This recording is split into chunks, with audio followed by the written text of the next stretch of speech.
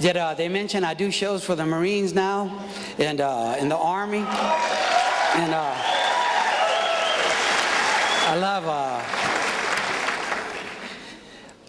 I love telling stories about what?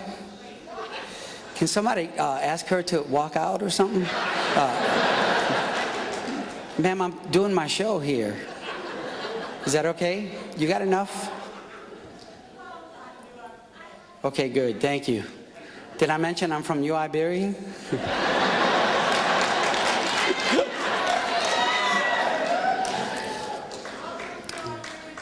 Okay, great. You know, we have, in Louisiana, do y'all know that we have a law in Louisiana that says you have to say sir and ma'am to the teacher until you're through junior high? I love that law. We show respect to our elders.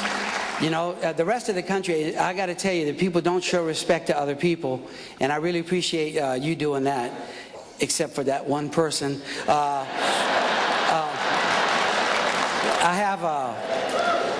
have a nephew, my Uncle Raul's son. His name is Sonny. And one day the teacher says to Sonny, she says, Sonny, I want you to stand up in the 8th grade. She's in the 8th grade. She said, I want you to stand up and tell the class who wrote the Declaration of Independence. Now everybody should know that.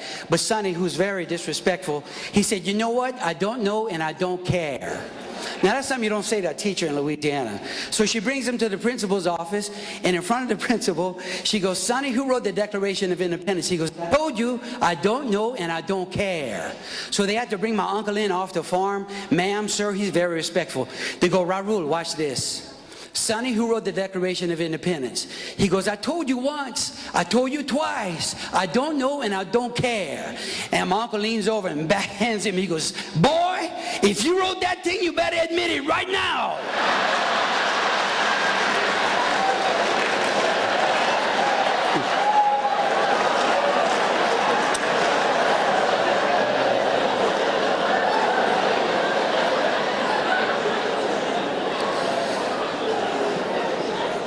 You know, because I tell so many stories about my uncle. I flew him out to Hollywood his first time on an airplane, and we're sitting at the bar, and I gave him my drink tickets, and he started trying to give me advice, because every time my uncle gets drunk, he tries to give me advice. So he looks over at me. He goes, Steve, let me tell you something, partner. The only thing come from Texas. Ugly women and great football players. And right then this great big dude stood up next to us. He goes, my wife is from Texas. And my uncle goes, oh, what position does she play?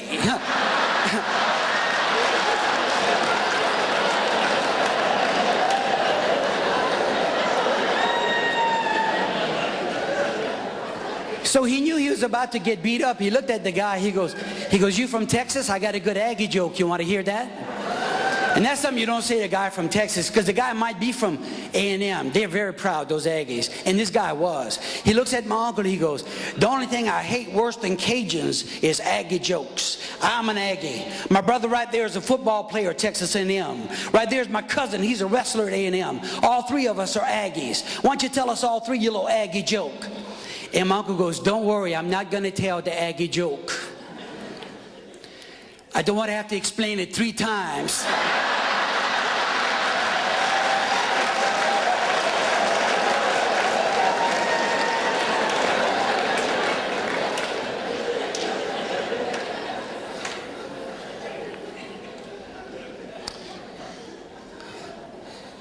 So then we ran out the bar, and we're sitting down at a little park, and this kid comes skateboarding in front of us. My uncle had never seen this. It was a little California teenager who was very disrespectful. He had orange, purple, and yellow hair.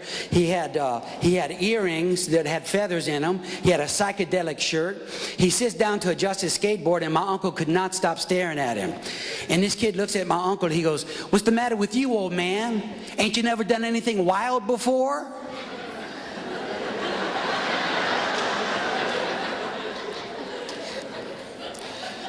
And my uncle goes, yeah. A long time ago, I used to get really drunk, and I had a pet parrot. I think you might be my son.